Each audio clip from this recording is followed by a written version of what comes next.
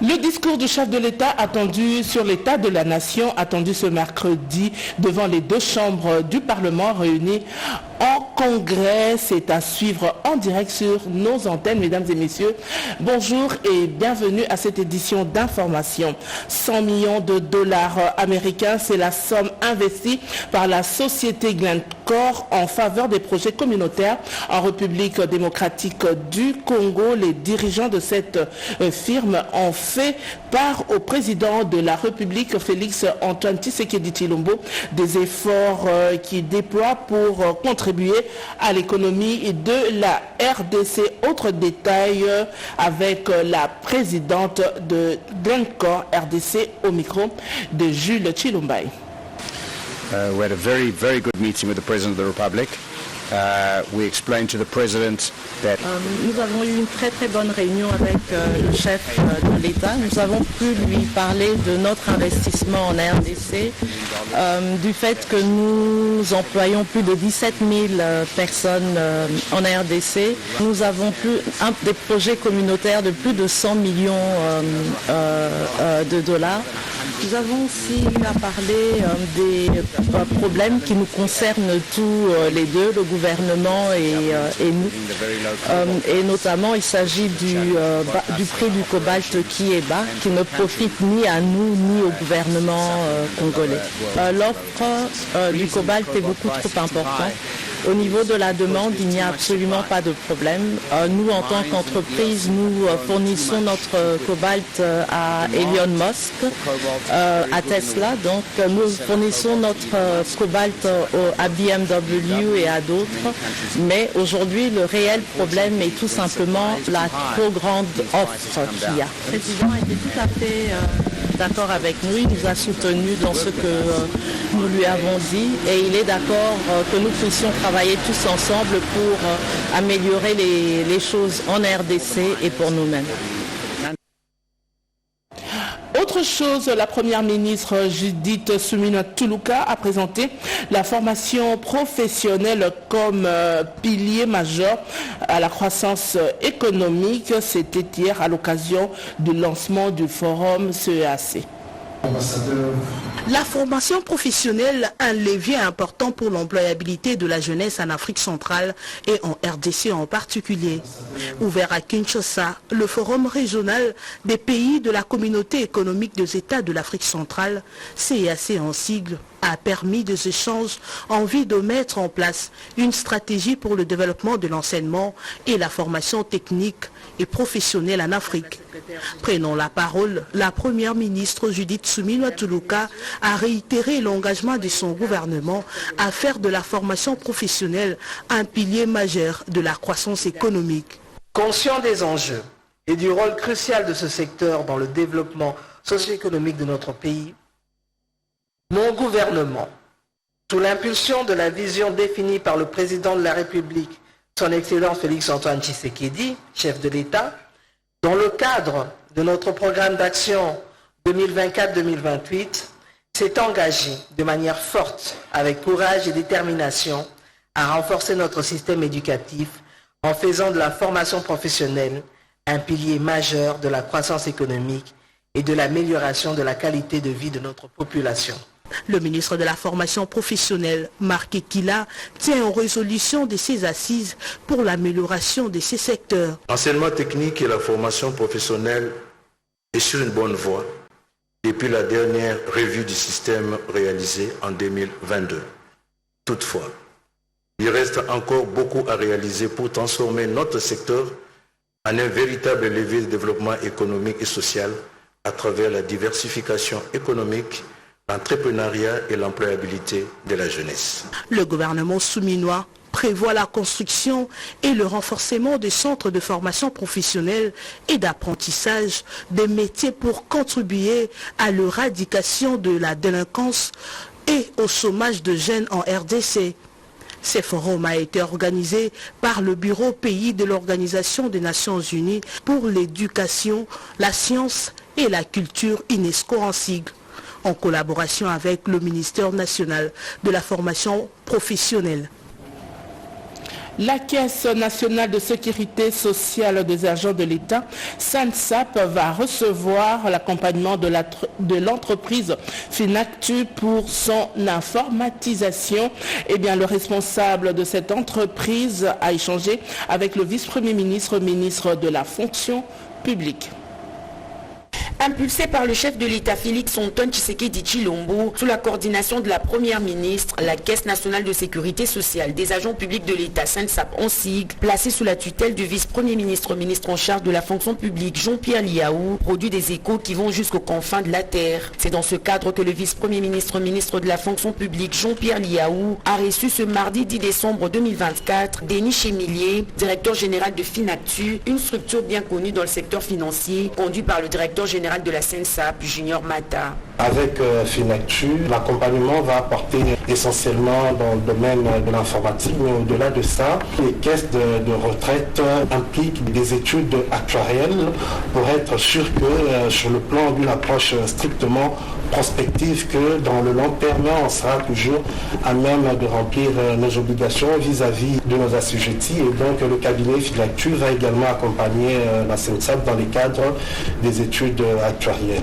Séduit par les avancées de la réforme amorcée pour le redressement de l'administration publique, le directeur général de Finactu s'est dit déterminé d'apporter son expertise à la SANSAP. J'ai senti que le vice-premier ministre était soucieux que cette technicité que nous représentons puisse être mise à disposition de la SANSAP, et je suis très heureux de pouvoir travailler maintenant à donner un cadre à cette coopération. Nous travaillons pour beaucoup de pays. Le ministre m'a initié au portail de la fonction publique et j'ai vu notamment à quel point l'informatisation de la fonction publique était très avancée. Je pense qu'aucun pays du continent, à ma connaissance, n'a été aussi avancé dans ce domaine. Donc on sent bien qu'on a une personne qui est à la fois très politique et très technique, et je pense que c'est ce mariage-là qui est extrêmement rassurant pour les retraités de ce pays. Bien avant, le vice-premier ministre, ministre de la fonction publique, Jean-Pierre Liaou, a reçu le ministre des Finances, Doudou Fwamba. Après un entretien à huis clos, les deux membres du gouvernement souminois ont visité l'aile droite du grand bâtiment administratif nouvellement rénové et qui abrite le secrétariat général de la fonction publique chargé des retraités. Le gestionnaire des ressources humaines de l'État, Jean-Pierre Liaou, et le ministre des Finances ont clôturé leur visite à la direction de l'identification biométrique de tous les agents publics de l'État. F. Bazaïba, ministre d'État en charge de l'environnement, a lancé à Kenge la semaine de l'arbre. Dans le cadre du lancement des activités liées à la Journée internationale de l'arbre, la ministre d'État en charge de l'environnement et du développement durable, Maître Bazaïba Massoudi Eve, a lancé samedi 7 décembre dans la ville de Kenge, chef-lieu de la province du Congo, la Semaine nationale de l'arbre. Aujourd'hui, nous sommes venus au nom du chef de l'État Félix Antoine Tshisekedi Tshilombo et de la première ministre chef du gouvernement Judith Suminwa pour lancer la semaine de l'arbre au Congo. Placé sous le thème « L'arbre, le salut de la planète, plantons-les et gardons-les dans nos milliers », je lance ce jour la ville de Kenge et au Congo qui se trouve être la porte d'entrée vers la capitale congolaise, Kenge, la ville verte, a été déclarée. C'était dans la salle de plénière de l'organe délibérant du Congo en présence de plusieurs autorités provinciales de cette entité et du directeur général du Fonds forestier national. À noter que plusieurs discours ont été prononcés par différentes personnalités présentes dans la salle. Elle a démontré les différentes vertus de l'arbre en insistant sur la nécessité de voir les autorités provinciales du Congo s'impliquer de manière à redonner les Congo sa place d'une province véritablement verte suivant la vision portée par le chef de l'État Félix Antoine Tshisekedi Tshilombo. La vision du chef de l'État d'avoir plus de 500 000 km de Kivu jusqu'à Kinshasa, des aires protégées communautaires pour devoir restaurer notre couvert forestier à travers l'agroforesterie, la sédentarisation de la population, la lutte contre tout ce qu'il y a comme moteur de déforestation. Selon la patronne de l'environnement en RDC, Maître Bazaïba Massoudi, le pays a pris l'engagement de reboiser 8 millions d'hectares de forêts, tout en insistant sur la plantation des arbres par ces derniers. En Belgique, le ministre de Mines a pris part au forum international sur les mines. La République démocratique du Congo, représentée par le ministre des Mines Kizito Pakabomba, participe activement à la Raw Materials Week 2024 qui se tient du 9 au 13 décembre à Bruxelles, en Belgique. Cet événement majeur réunit des acteurs importants autour des enjeux de transparence, de développement durable et de responsabilité dans l'exploitation des ressources naturelles. Au nom du chef de l'État, son Excellence Félix Tshisekedi, le ministre a réaffirmé l'engagement de la RDC à transformer ses richesses naturelles en levier de prospérité partagée et d'innovation pour la transition énergétique mondiale. Le ministre des Mines a souligné l'importance de la coopération avec l'Union européenne, partenaire clé dans la lutte contre l'exploitation illégale de ressources et dans le renforcement de la gouvernance du secteur minier. La RDC, riche en minerais stratégiques tels que le cobalt, le lithium, le nickel et le cuivre, joue un rôle central dans les chaînes d'approvisionnement responsables. Le ministre a également annoncé l'élaboration d'une feuille de route stratégique avec l'Union européenne pour garantir la durabilité et maximiser les retombées économiques locales. À travers des initiatives telles que le Conseil congolais et la mise en œuvre des normes rigoureuses de traçabilité, la RDC se positionne comme un acteur incontournable de l'économie bas carbone mondiale.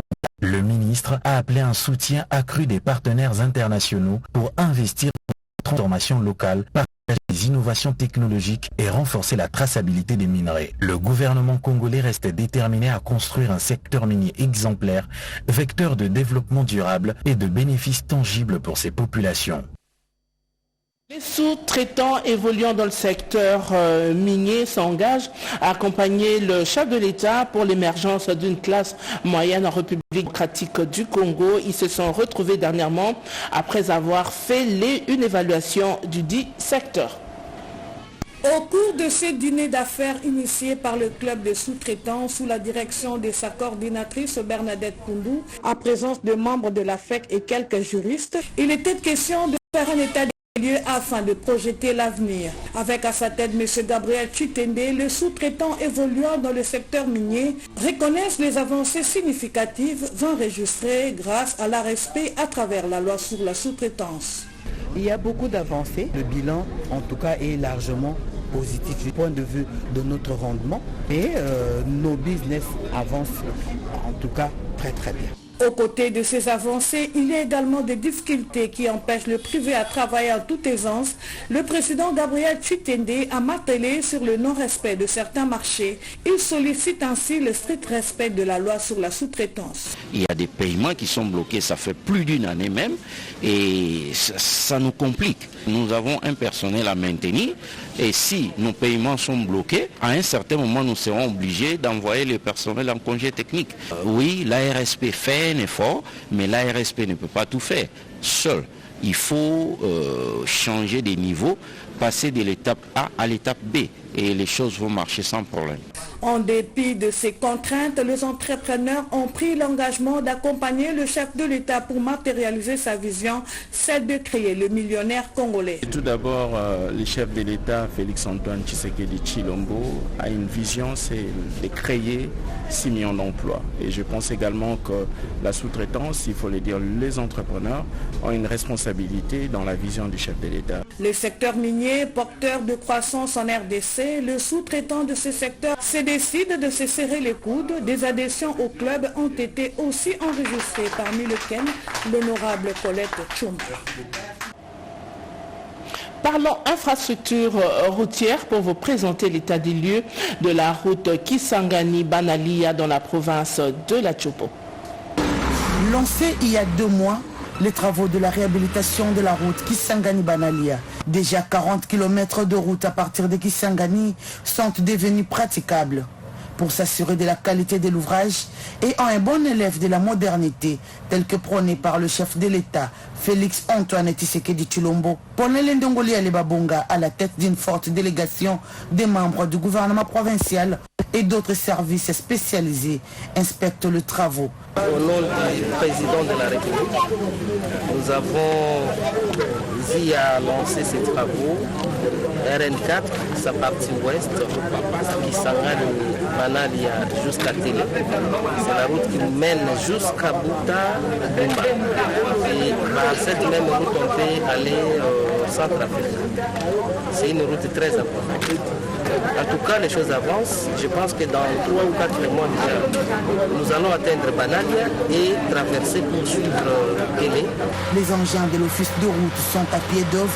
Au-delà de 40 km, les travaux consistent à faire le déboisement, le débroussaillage, le nettoyage de la chaussée, l'ouverture de fossés en terre, le reprofilage, compactage, abattage d'arbres avec dessouchement et avec rechargement systématique de la chaussée, a précisé l'ingénieur-chef des chantiers. Il faut noter que cette réhabilitation va se poursuivre jusqu'à Télé, la limite entre la Tchopo et les Bas-Ouélé, sur le financement du gouvernement.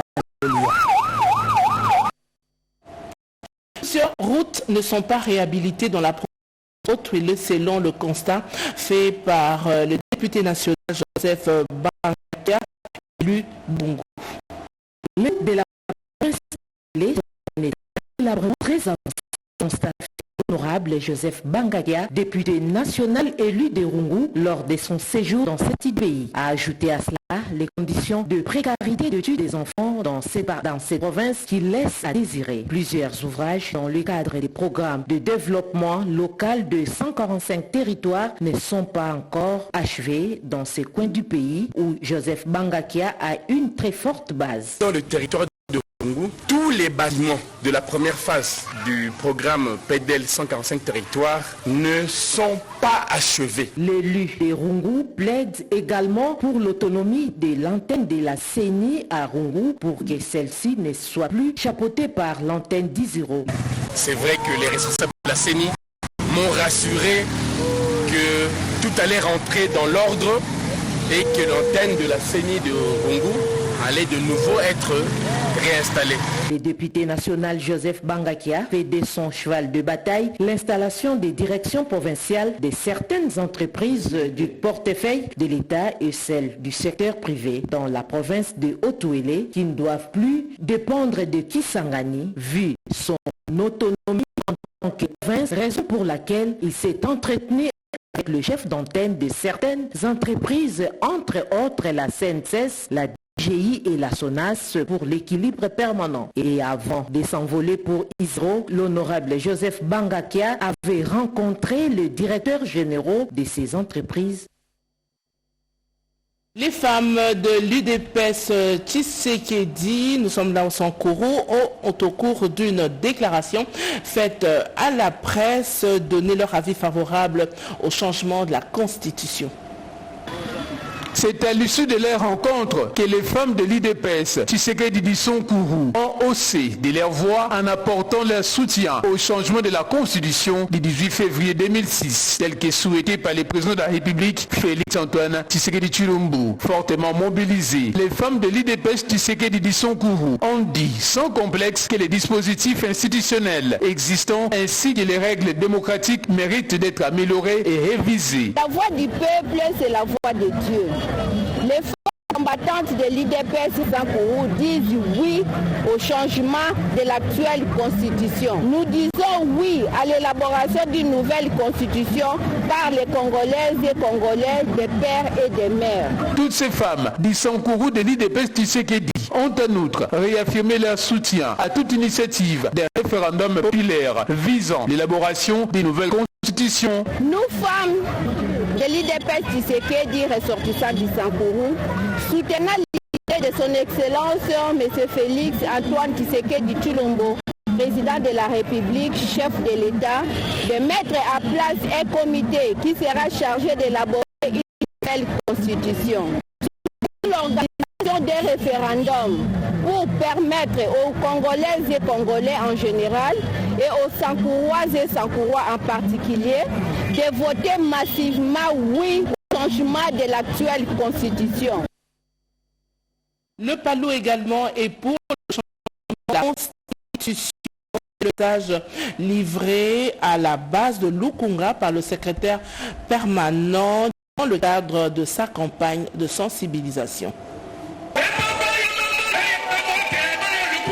Le parti lumumbiste initié par Lou suit de très près l'actualité relative au changement de la Constitution. Idée lancée il y a peu par le chef de l'État Félix-Antoine Tshisekedi Tshilombo. Un bon nationaliste, le PALU ne peut que soutenir la démarche du président de la République à travers une campagne de sensibilisation de la base sous la houlette du secrétaire général et chef du parti, le professeur docteur et constitutionnaliste Willy Makashi. Première étape, Palou Lukunga dans la commune de Mongafula où le secrétaire permanent et porte-parole du parti, Abel Falachi, a galvanisé les troupes avec un message clair. Par rapport au pays, les constitutionnalistes, le professeur docteur Willy Makashi, à Rotana, il était clair par rapport à la constitution, nous les on est d'ailleurs parce que le président de la République a rejoint le Palou du fait qu'un savant que nous appelons hier Antoine Gizenga disait mais acceptons, il y a des ambitions dans cette constitution. Nous sommes là pour mobiliser la masse afin que tout le monde comprenne. Parce que ça a été taillé sur mesure des Occidentaux. Il n'y a rien de congolais là-bas. Cette mobilisation a donné à la redynamisation des activités du parti dans cette partie de la capitale, avec à la clé l'adhésion de plus de 400 nouveaux membres. Une mobilisation qui devra se poursuivre sur l'ensemble du territoire national. Mamita Bangoulou et Peshomo Bengaya Kasongo ont réalisé ce journal. José Nzezo, José Dimonekene et Alain Galia ont assuré la partie technique en leur nom. Je vous dis merci de nous avoir suivis. Prenez rendez-vous à 13h30 pour la grande édition de la mi-journée avec Lucie Lavie Tissena.